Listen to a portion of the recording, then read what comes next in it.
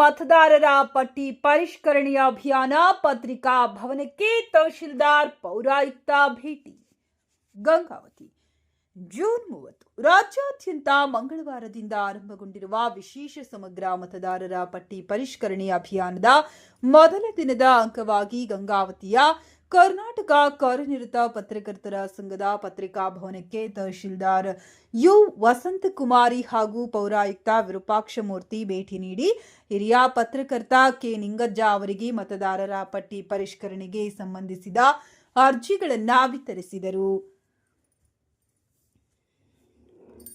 ಈ ಸಂದರ್ಭದಲ್ಲಿ ಮಾತನಾಡಿದ ತಹಶೀಲ್ದಾರ್ ಯು ವಸಂತಕುಮಾರಿ ಅವರು, ವಿಶೇಷ ಮತದಾರರ ಪಟ್ಟಿ ಪರಿಷ್ಕರಣೆ ಕಾರ್ಯ ನಡೆಯುತ್ತಿರುವ ಹಿನ್ನೆಲೆಯಲ್ಲಿ ಪ್ರತಿಯೊಬ್ಬ ಮತದಾರರು ಕಡ್ಡಾಯವಾಗಿ ಅಭಿಯಾನದಲ್ಲಿ ಭಾಗವಹಿಸಬೇಕು. ಬೂತ್ ಮಟ್ಟದ ಅಧಿಕಾರಿಗಳು ಬಿಎಲ್ಒ ನೀಡುವ ಅರ್ಜಿಗಳನ್ನು ಸರಿಯಾಗಿ ಭರ್ತಿ ಮಾಡಿ ಅಗತ್ಯ ದಾಖಲೆಗಳೊಂದಿಗೆ ಸಲ್ಲಿಸುವ ಮೂಲಕ ಮತದಾರರ ಪಟ್ಟಿಯನ್ನ ನಿಖರವಾಗಿ ಪರಿಷ್ಕರಿಸಲು ಸಹಕರಿಸಬೇಕೆಂದು ಮನವಿ ಮಾಡಿದರು.